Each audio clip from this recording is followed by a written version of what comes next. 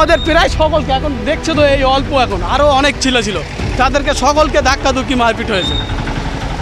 এবং ওরা তো মিথ্যাভাবে প্রচার দিচ্ছে যে আমাদেরকে ওজন মেরেছে, কিন্তু না, বাস্তব ওদের আমরা একটা গায়ে হাত দিইনি, ওরা আমাদের ওজন মেরেছে। হ্যাঁ, তা উনি এখন এরা বলছে যে না ঠান্ডা মারদি বলেছে, এখন উনি ঠান্ডা মারদি বলেছে কি আমাদের মারদি বলেছে, এইটা উনি ব্যাখ্যা করে বলে যায়নি। একেবারে প্রিয় দর্শক, যে ছবি দেখানোর চেষ্টা করবো, একেবারে ভাঙড় বিধানসভা জাউলগাছি গ্রাম উত্তপ্ত। একেবারে আজকেই যাদবপুর লোকসভা কেন্দ্রের প্রার্থী, তিনি কিন্তু জাউলগাছি থেকে একটা ঘটকপুর পর্যন্ত একটা রোড শো করবেন। এই রোড শোকে কেন্দ্র করে তৃণমূল দলের কিছু দুষ্কৃতীরা একেবারে আইএসএফ কর্মীদের উপরে হামলা করেছে, এমনটাই অভিযোগ, এবং আইএসএফ কর্মীদেরকে মারধর করেছে। রীতিমধ্যে একেবারে উত্তপ্ত পরিস্থিতি ভাঙড় বিধানসভা, একেবারে সেই চিত্র আমরা তুলে ধরছি। এইখানকার স্থানীয় বাসীরা কি বলছেন আমরা শুনবো। রোড শো করার কথা ছিল, সেই রোড শোকে কেন্দ্র করে তৃণমূলের দুষ্কৃতী এবং লেটেল বাহিনী নাকি আইএসএফ কর্মীদেরকে মারধর করেছে, আমরা সূত্র মারফত খবর পাচ্ছি। কি বলবেন?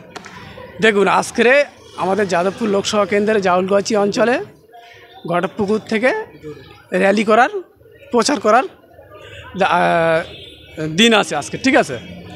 যেহেতু আমরা ফেলাক মারছিলাম রাস্তার উপর দিয়ে এবং 2-4টে করে গ্রামে আমাদের লোকজন সব সড়ক করছিলাম, সড়ক করার পূর্বে টিএমসির দুষ্কৃতী বাহিনী এসে আমাদের বলে তোরা ফেলাক মারছিস কেন।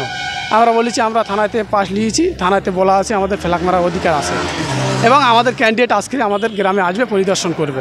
কে কে কে সেই দুষ্কৃতী যে প্রকাশ্য হুঁশিয়ারি দিচ্ছে আইএসএফ কর্মীদেরকে, কেন বারবার? তাহলে ডায়মন্ড হাবড়া লেটার বাহিনী কি এই ভাঙড় বিধানসভায় ঢুকেছে অভিষেকে? এখন নতুন করে গুজিয়ে উঠেছে, ওদের তো কোনো ভোটার নেই। দক্ষিণ ঘটকপুকুর 267 নম্বর বুথ, এখন নতুন করে গুজিয়ে উঠেছে শাহজাহান খাঁ, জহির খাঁ এবং আরও ওদের নেতৃত্বে আরও অনেক লোক, ঠিক আছে।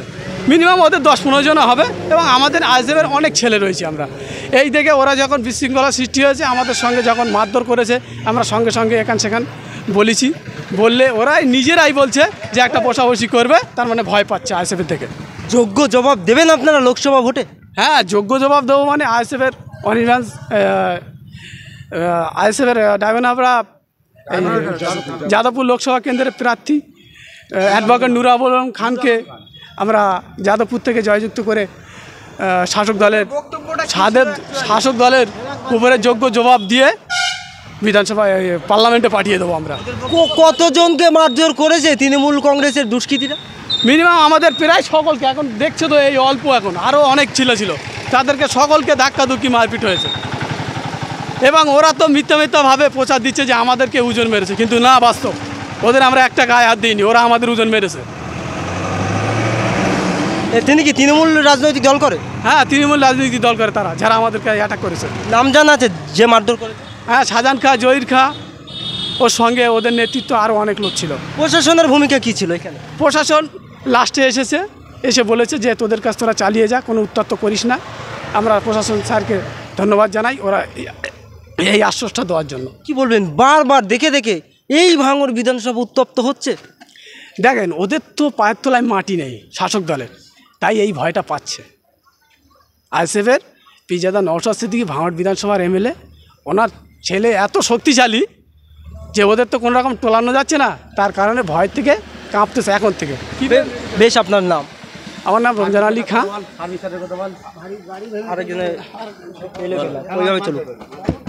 দাদা কি বলবেন, এই যে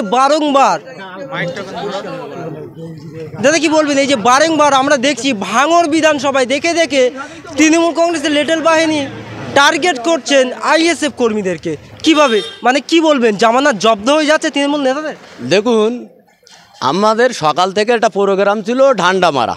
আমার পাশের বুথ এই খাপাড়া আর আমাদের হলো জাউলগাছি, এই দুটো বুথই ঢান্ডা মারা। আমার বুথই সুস্থ মতন ঢান্ডা মেরে দিই, কোনো অসুবিধা হয়নি। যখন আমার বুথটা ঢান্ডা মারার পরে এ বুথে একটু ঝামেলা আছে বলে আমরা এ বুথে এসেছি যে ওদের সাথে আমরা জয়েন হব। আসার পরে আমরা যখন ঢান্ডা ও বকুলতলার ওই সাইডে মেরে কিছুটা দূরে এসেছি, তখন শাহজাহান, তারপর ওর নাম কি জহির, তারপর আরেকটা ছেলে ওর নাম কি কুতো, এরা 3টে ছেলে যেয়ে আমাদের এই ছেলেটা ধাক্কা দিয়েছে, এই ছেলেটা গোলা ধাক্কা দিয়ে ফেলে দিয়েছে, পা মনে হয় কেটে গিয়েছে মনে হচ্ছে, পা ভেতরে। এইবার ধাক্কা যখন দিয়েছে তখন আমরা যে বলে কী হয়েছে, বলে তোদের সাথে বসার কথা। আমরা বললো যে তোদের সাথে আমরা কি বসবো, তোরা করি টিএমসি, আমরা করি আইএসএফ। আমরা তোদের সাথে কেন বসবো? কোনো বোঝার কোনো যুক্তি নেই। তোরা যদি ভালো কাজ করিস মানুষ তোদের ভোট দেবে, আর আমরা যদি মানুষের কাছে ভোট সেতে চাইতে পারি তবে মানুষ আমাদের ভোট দেবে। এই কথা বলার পরে তবু ঠেলাগুতো হলো, ওরাও ঠেললো, আমরা কিছু বললুম না। আমাদের ঠেলে ফেলে দিতে আমরা উঠে ঢান্ডাই মারার দিকতে আসি, কারণ আমরা মারামারির দিকতে নেই। নওশাদ সিদ্দিকী ভাইজান বারবার বলেছে আমাদের যে মায়ের পিঠ দাঙ্গা আমার পছন্দ না, সেই হিসাবে আমাদের গোলা ধাক্কা দিতে আমরা সহ্য করেছি, আমরা কিচ্ছু বলিনি। তারপরে ওরা যখন এখান থেকে শওকত মোল্লা গেল, শওকত মোল্লা যাওয়ার পরে বলছে মার মার। তা মার মার মানে কি? মার মার মানে কি হলো? আমাদের প্রার্থী মাতৃ আমাদের ঢান্ডা মাতৃ বলেছে না আমাদের পিঠটি বলেছে, এইটা ব্যাখ্যা করে উনি বলে যায়নি। শওকত মোল্লা প্রকাশ্য মারতে বলছেন। হ্যাঁ, তা উনি এখন এরা বলছে যে না ঢান্ডা মাতৃ বলেছে, এখন উনি ঢান্ডা মাতৃ বলেছে কি আমাদের মাতৃ বলেছে, এইটা উনি ব্যাখ্যা করে বলে যায়নি। 1 নম্বর কথা। 2 নম্বর কথা, আমাদের জাওল ঘটকপুকুর থেকে গোবিন্দপুর থেকে শুরু করে ঘটকপুকুর অবধি 8টা বুথ, 8টা বুথ জানে 8টা বুথই টিএমসির কোনো অস্তিত্ব নেই। কয়েকটা নেতা, যে কটা নেতা আছে তারা তোলাবাদ, একটা হলো পঞ্চায়েতের সার্টিফিকেট নিলেও 50 টাকা নেয়। এই যে তোলাবাদের জন্যই ওদের পাশে মানুষ নেই। এইবার আইএসএফকে সব ঝুলে পড়তেছে, তখন দেখছে যে না আইএসএফ কাট কী হবে, এতে ঢান্ডা বান্ডা মারা বন্ধ করে দিতে হবে, সেই হিসাবে ওরা এইসব করেছে। বেশ, আপনার নাম? আমার নাম আলম মল্লিক।